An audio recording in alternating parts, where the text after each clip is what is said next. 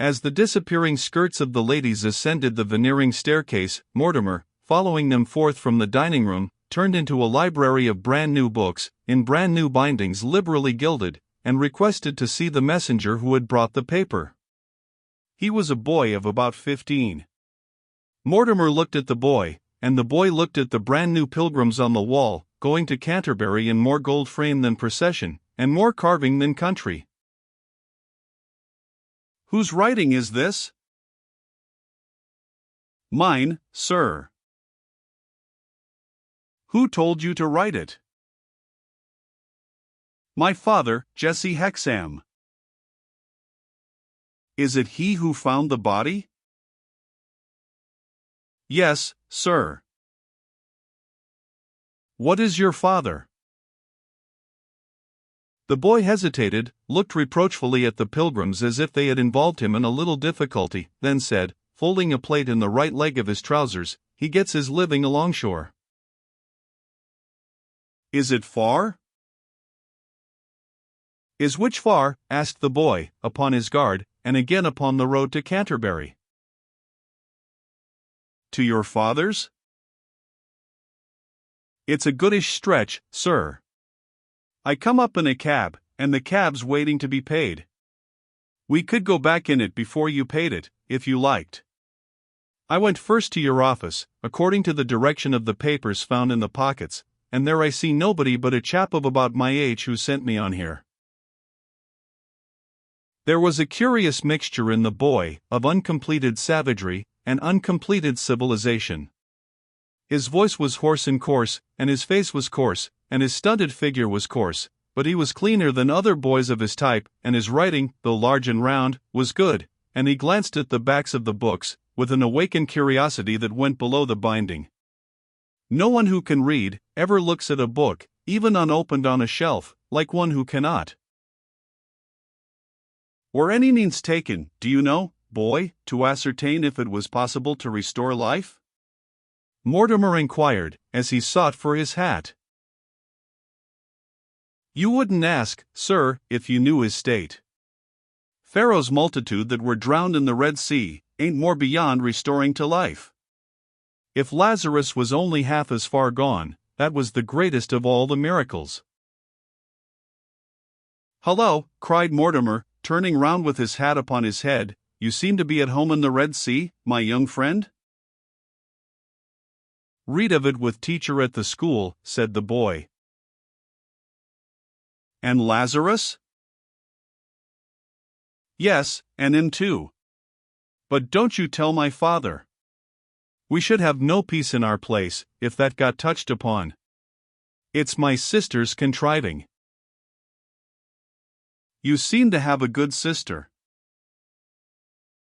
"She ain't half bad," said the boy, "but if she knows her letters it's the most she does, and them I learned her."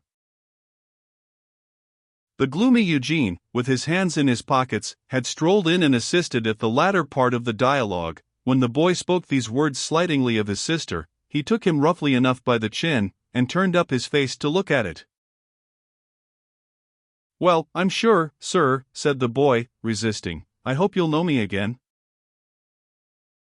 Eugene vouchsafed no answer, but made the proposal to Mortimer, "I'll go with you, if you like." So, they all three went away together in the vehicle that had brought the boy, the two friends, once boys together at a public school, inside, smoking cigars, the messenger on the box beside the driver.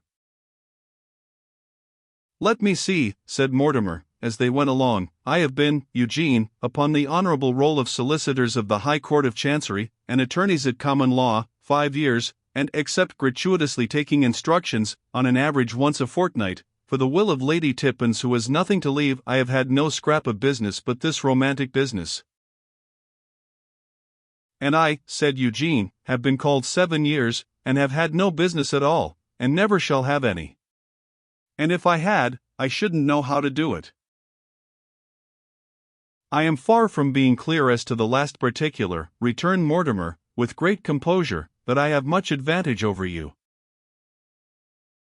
"I hate," said Eugene, putting his legs up on the opposite seat, "I hate my profession."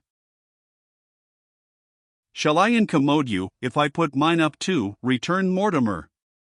Thank you. I hate mine. It was forced upon me, said the gloomy Eugene, because it was understood that we wanted a barrister in the family. We have got a precious one. It was forced upon me, said Mortimer, because it was understood that we wanted a solicitor in the family. And we have got a precious one. There are 4 of us, with our names painted on a doorpost in right of one black hole called a set of chambers, said Eugene, and each of us has the 4th of a clerk, Qasim Baba, in the robber's cave, and Qasim is the only respectable member of the party. I am one by myself, one, said Mortimer, high up an awful staircase commanding a burial ground, and I have a whole clerk to myself, and he has nothing to do but look at the burial ground, and what he will turn out when arrived at maturity, I cannot conceive. Whether, in that shabby rook's nest, he is always plotting wisdom, or plotting murder, whether he will grow up, after so much solitary brooding, to enlighten his fellow creatures, or to poison them, is the only speck of interest that presents itself to my professional view. Will you give me a light? Thank you. Then idiots talk, said Eugene, leaning back, folding his arms, smoking with his eyes shut, and speaking slightly through his nose, of energy. If there is a word in the dictionary under any letter from A to Z that I abominate, it is energy. It is such a conventional superstition, such parrot gabble. What the deuce? Am I to rush out into the street, collar the first man of a wealthy appearance that I meet, shake him, and say, go to law upon the spot, you dog, and retain me, or I'll be the death of you? Yet that would be energy. Precisely my view of the case, Eugene. But show me a good opportunity, show me something really worth being energetic about, and I'll show you energy. And so will I, said Eugene. And it is likely enough that 10,000 other young men, within the limits of the London Post Office town delivery, made the same hopeful remark in the course of the same evening. The wheels rolled on, and rolled down by the Monument and by the Tower, and by the docks, down by Ratcliffe, and by Rotherhithe, down by where accumulated scum of humanity seemed to be washed from higher grounds, like so much moral sewage, and to be pausing until its own weight forced it over the bank and sunk it in the river. In and out among vessels that seemed to have got ashore, and houses that seemed to have got afloat, among bowsplits staring into windows, and windows staring into ships, the wheels rolled on, until they stopped at a dark corner, river-washed and otherwise not washed at all, where the boy alighted and opened the door. You must walk the rest, sir, it's not many yards. He spoke in the singular number, to the express exclusion of Eugene. This is a confoundedly out-of-the-way place, said Mortimer, slipping over the stones and refuse on the shore, as the boy turned the corner sharp. Here's my father's, sir, where the light is. The low building had the look of having once been a mill. There was a rotten wart of wood upon its forehead that seemed to indicate where the sails had been, but the whole was very indistinctly seen in the obscurity of the night. The boy lifted the latch of the door, and they passed at once into a low circular room, where a man stood before a red fire, looking down into it, and a girl sat engaged in needlework. The fire was in a rusty brazier, not fitted to the hearth, and a common lamp, shaped like a hyacinth root, smoked and flared in the neck of a stone bottle on the table. There was a wooden bunk or berth in a corner, and in another corner a wooden stair leading above, so clumsy and steep that it was little better than a ladder.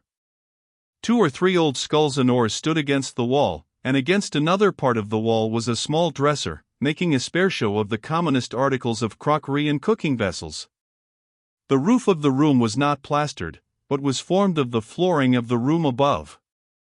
This, being very old, knotted, seamed, and beamed, gave a lowering aspect to the chamber, and roof, and walls, and floor, alike abounding in old smears of flour, red lead, or some such stain which it had probably acquired in warehousing, and damp, alike had a look of decomposition. The gentleman, father. The figure at the red fire turned, raised its ruffled head, and looked like a bird of prey. You're Mortimer Lightwood, Esquire, are you, sir? Mortimer Lightwood is my name. What you found, said Mortimer, glancing rather shrinkingly towards the bunk, is it here? "'Tain't not to say here, but it's close by. I do everything reg'lar. I've give notice of the circumstance to the police, and the police have took possession of it. No time ain't been lost, on any hand. The police have put into print already, and here's what the print says of it." Taking up the bottle with the lamp in it, he held it near a paper on the wall, with the police heading, "Body Found." The two friends read the handbill as it stuck against the wall, and Gaffer read them as he held the light. "Only papers on the unfortunate man, I see," said Lightwood, glancing from the description of what was found to the finder. "Only papers." Here the girl arose with her work in her hand, and went out at the door. "No money," pursued Mortimer, "but threepence in one of the skirt pockets." 3 penny "Pieces," said Gaffer Hexam in as many sentences. "The trousers pockets empty, and turned inside out." Gaffer Hexam nodded. "But that's common." "Whether it's the wash of the tide or no, I can't say. Now, here, moving the light to another similar placard, his pockets was found empty, and turned inside out. And here, moving the light to another, her pocket was found empty, and turned inside out. And so was this one's. And so was that one's." "I can't read, nor I don't want to it, for I know 'em by their places on the wall.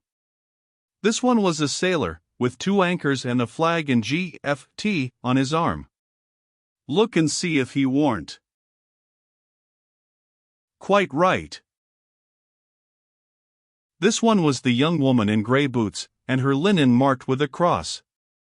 "Look and see if she warn't." "Quite right." "This is him as had a nasty cut over the eye." "This is them 2 young sisters what tied themselves together with a handcatcher."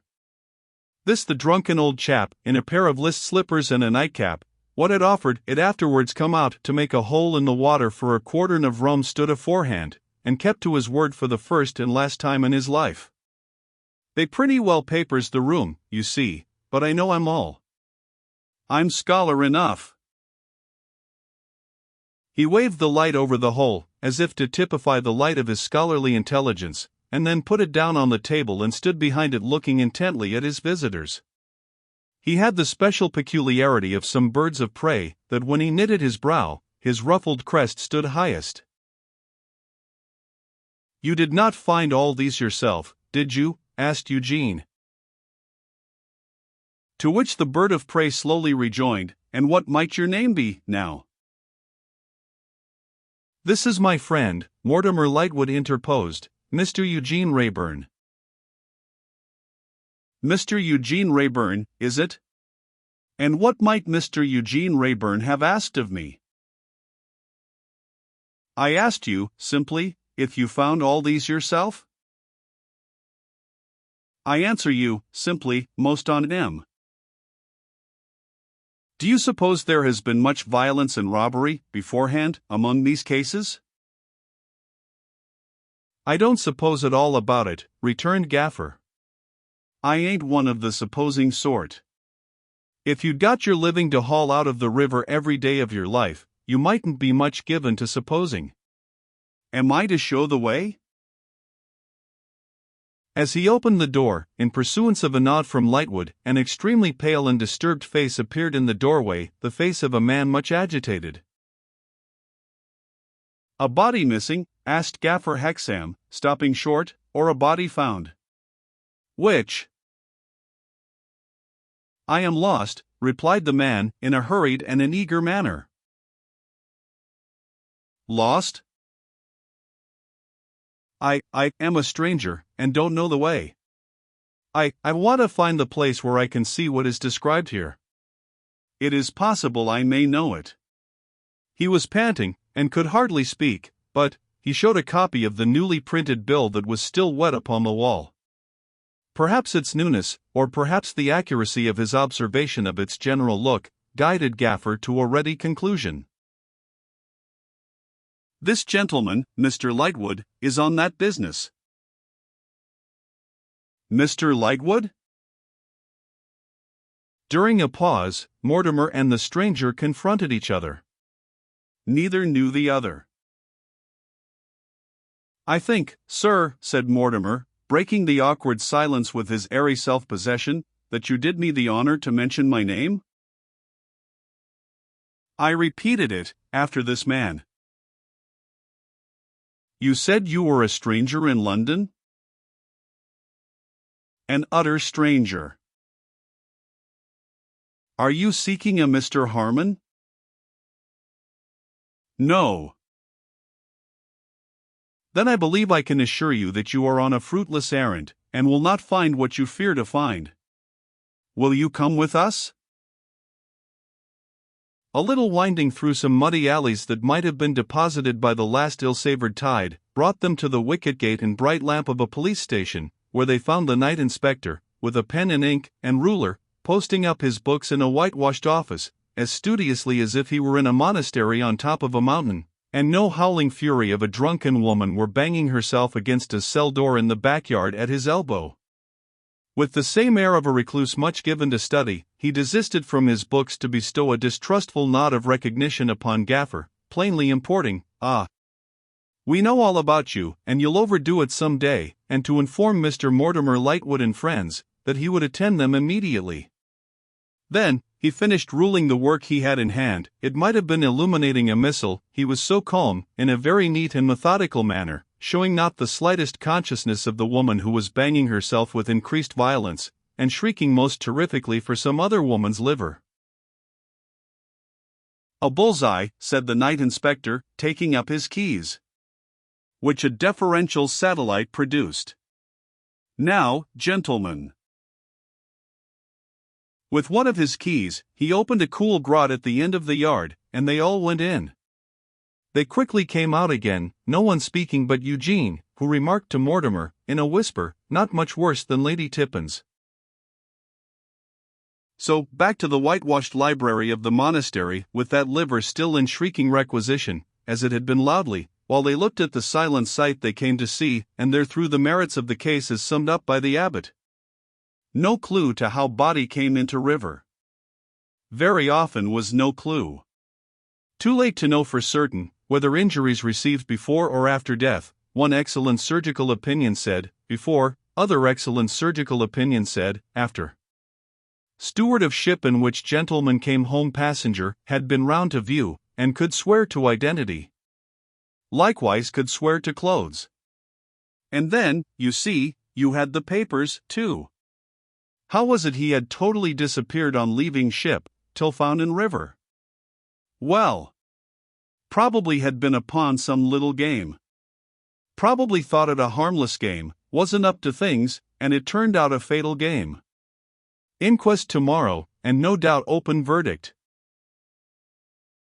It appears to have knocked your friend over, knocked him completely off his legs, Mr. Inspector remarked, when he had finished his summing up. It has given him a bad turn to be sure. This was said in a very low voice, and with a searching look, not the first he had cast, at the stranger. Mr. Lightwood explained that it was no friend of his. "Indeed," said Mr. Inspector, with an attentive ear, "where did you pick him up?" Mr. Lightwood explained further. Mr. Inspector had delivered his summing up, and had added these words, with his elbows leaning on his desk, and the fingers and thumb of his right hand fitting themselves to the fingers and thumb of his left. Mr. Inspector moved nothing but his eyes, as he now added, raising his voice. "Turned you faint, sir? Seems you're not accustomed to this kind of work?" The stranger, who was leaning against the chimney-piece with drooping head, looked round, and answered, "No. It's a horrible sight." "You expected to identify, I am told, sir?" "Yes." "Have you identified?" No. It's a horrible sight. Oh. A horrible, horrible sight. Who did you think it might have been? Asked Mr. Inspector. Give us a description, sir. Perhaps we can help you. No, no, said the stranger, it would be quite useless. Good night. Mr. Inspector had not moved, and had given no order, but the satellite slipped his back against the wicket, and laid his left arm along the top of it, and with his right hand turned the bull's-eye he had taken from his chief in quite a casual manner towards the stranger. You missed a friend, you know, or you missed a foe, you know, or you wouldn't have come here, you know. Well, then, ain't it reasonable to ask, who was it? Thus, Mr. Inspector. You must excuse my telling you. No class of man can understand better than you that families may not choose to publish their disagreements and misfortunes, except on the last necessity. I do not dispute that you discharge your duty in asking me the question, you will not dispute my right to withhold the answer. Good night. Again he turned towards the wicket, where the satellite, with his eye upon his chief, remained a dumb statue. At least, said Mr. Inspector, you will not object to leave me your card, sir? I should not object, if I had one, but I have not. He reddened and was much confused as he gave the answer. At least, said Mr. Inspector, with no change of voice or manner, you will not object to write down your name and address? Not at all. Mr. Inspector dipped a pen in his inkstand, and deftly laid it on a piece of paper close beside him, then resumed his former attitude. The stranger stepped up to the desk, and wrote in a rather tremulous hand, Mr. Inspector taking sidelong note of every hair of his head when it was bent down for the purpose, Mr. Julius Handford, Exchequer Coffee House, Palace Yard, Westminster. Staying there, I presume, sir? Staying there. Consequently, from the country? Yes, from the country. Good night, sir. The satellite removed his arm and opened the wicket, and Mr. Julius Handford went out. Reserve, said Mr. Inspector. Take care of this piece of paper, keep him in view without giving offense, ascertain that he is staying there, and find out anything you can about him. The satellite was gone, and Mr. Inspector, becoming once again the quiet abbot of that monastery, dipped his pen in his ink and resumed his books. The two friends who had watched him, more amused by the professional manner than suspicious of Mr. Julius Handford, inquired before taking their departure too whether he believed there was anything that really looked bad here. The abbot replied with reticence, couldn't say. If a murder, anybody might have done it. Burglary or pocket-picking wanted prenticeship. Not so, murder. We were all of us up to that. Had seen scores of people come to identify, and never saw one person struck in that particular way. Might, however, have been stomach and not mind. If so, rum stomach. But to be sure there were rum everythings. Pity there was not a word of truth in that superstition about bodies bleeding when touched by the hand of the right person. You never got a sign out of bodies. You got row enough out of such as her, she was good for all night now, referring here to the banging demands for the liver, but you got nothing out of bodies if it was ever so. There being nothing more to be done until the inquest was held next day, the friends went away together, and Gaffer Hexam and his son went their separate way. But, arriving at the last corner, Gaffer bade his boy go home while he turned into a red-curtained tavern that stood dropsically bulging over the causeway, for a half a pint. The boy lifted the latch he had lifted before, and found his sister again seated before the fire at her work. Who raised her head upon his coming in and asking, "Where did you go, Liz?" "I went out in the dark." There was no necessity for that. It was all right enough. One of the gentlemen, the one who didn't speak while I was there, looked hard at me. And I was afraid he might know what my face meant. But there. Don't mind me, Charlie. I was all in a tremble of another sort when you owned to father you could write a little. Ah! But I made believe I wrote so badly, as that it was odds if anyone could read it. And when I wrote slowest and smeared but with my finger most, father was best pleased, as he stood looking over me. The girl put aside her work, and drawing her seat close to his seat by the fire, laid her arm gently on his shoulder. You'll make the most of your time, Charlie, won't you? Won't I? Come. I like that. Don't I? Yes, Charlie, yes. You work hard at your learning, I know. And I work a little, Charlie, and plan and contrive a little, wake out of my sleep contriving sometimes, how to get together a shilling now, and a shilling then, that shall make father believe you are beginning to earn a stray living along shore. You are father's favorite, and can make him believe anything. I wish I could, Charlie. For if I could make him believe that learning was a good thing, and that we might lead better lives, I should be most content to die.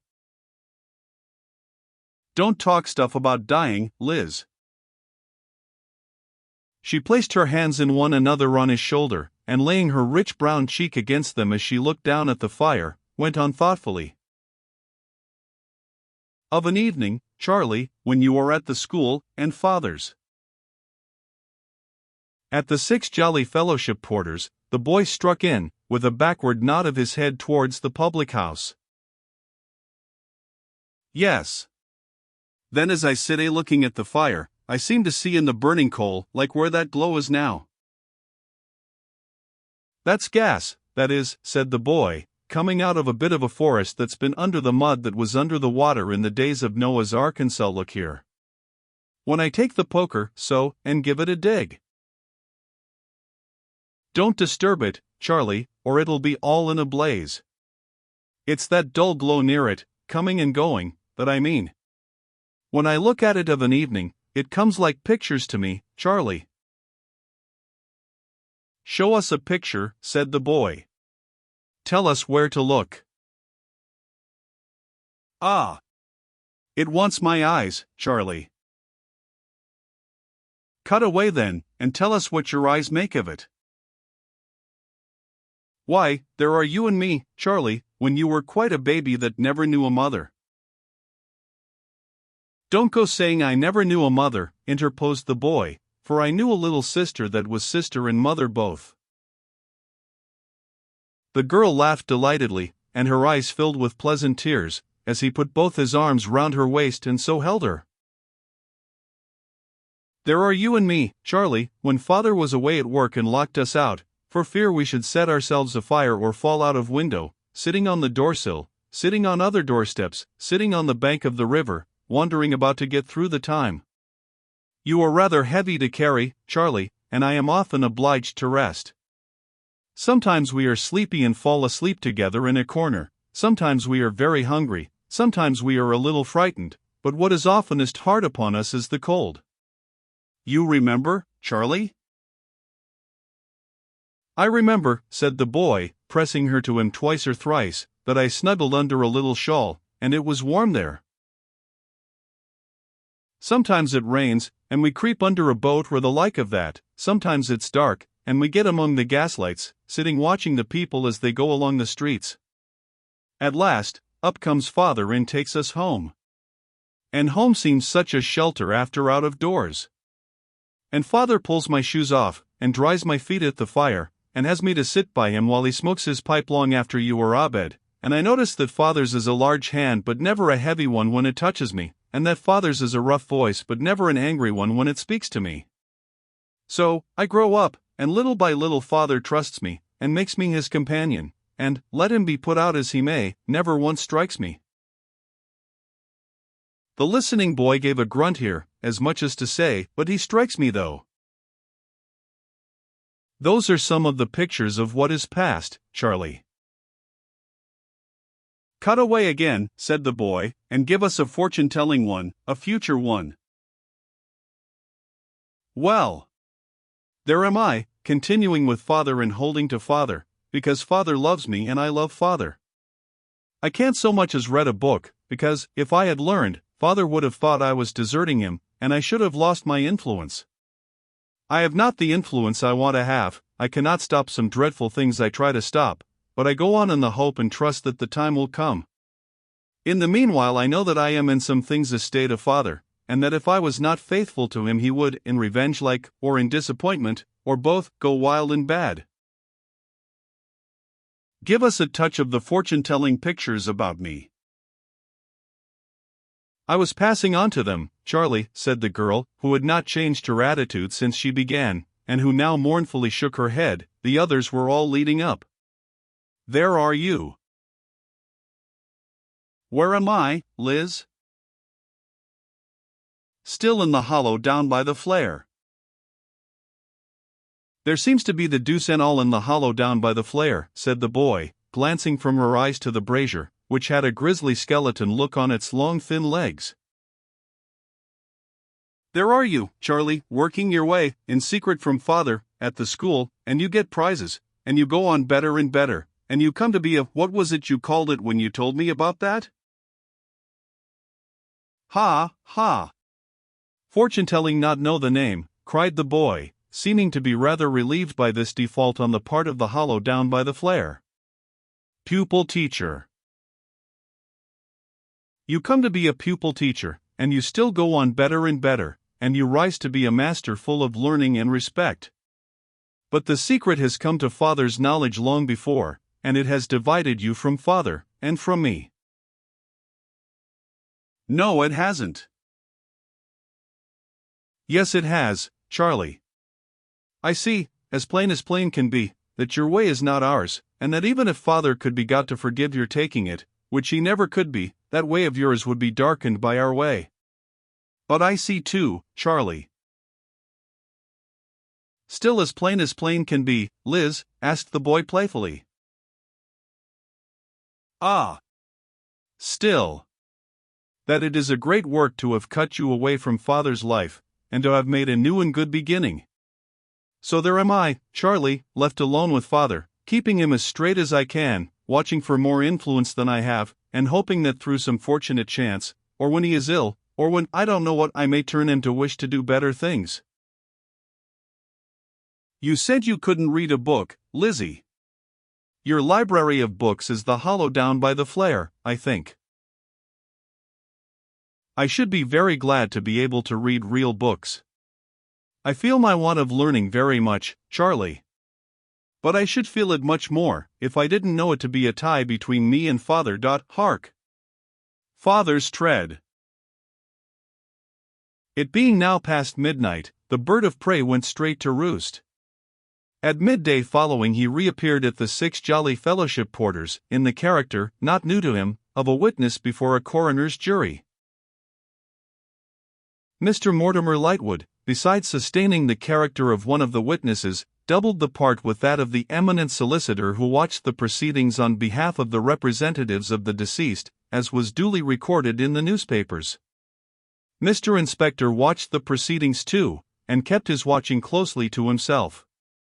Mr. Julius Hanford having given his right address, and being reported in solvent circumstances as to his bill, though nothing more was known of him at his hotel except that his way of life was very retired, had no summons to appear, and was merely present in the shades of Mr. Inspector's mind. The case was made interesting to the public by Mr. Mortimer Lightwood's evidence touching the circumstances under which the deceased, Mr. John Harmon, had returned to England, exclusive private proprietorship in which circumstances was set up at dinner tables for several days, by Veneering, Twemlow, Podsnap, and all the Buffers, who all related them irreconcilably with one another, and contradicted themselves. It was also made interesting by the testimony of Job Potterson, the ship's steward, and one Mr. Jacob Kibble, a fellow passenger, that the deceased Mr. John Harmon did bring over, in a hand valise with which he did disembark, the sum realized by the forced sale of his little landed property, and that the sum exceeded, in ready money, £700. It was further made interesting by the remarkable experiences of Jessie Hexam in having rescued from the Thames so many dead bodies, and for whose behoof a rapturous admirer subscribing himself a friend to burial, perhaps an undertaker, sent 18 postage stamps, and 5 now sirs to the editor of the Times. Upon the evidence adduced before them, the jury found that the body of Mr. John Harmon had been discovered floating in the Thames, in an advanced state of decay, and much injured, and that the said Mr. John Harmon had come by his death under highly suspicious circumstances, though by whose act or in what precise manner there was no evidence before this jury to show. And they appended to their verdict a recommendation to the Home Office, which Mr. Inspector appeared to think highly sensible, to offer a reward for the solution of the mystery. Within 48 hours, a reward of £100 was proclaimed, together with a free pardon to any person or persons not the actual perpetrator or perpetrators, and so forth in due form. This proclamation rendered Mr. Inspector additionally studious, and caused him to stand meditating on river stairs and causeways, and to go lurking about in boats, putting this and that together. But, according to the success with which you put this and that together, you get a woman and a fish apart, or a mermaid in combination. And Mr. Inspector could turn out nothing better than a mermaid, which no judge and jury would believe in. Thus, like the tides on which it had been borne to the knowledge of men, the Harmon murder, as it came to be popularly called, went up and down, and ebbed and flowed, now in the town, now in the country, now among palaces, now among hovels, now among lords and ladies and gentlefolks, now among labourers and hammerers and ballast heavers, until at last, after a long interval of slack water, it got out to sea and drifted away.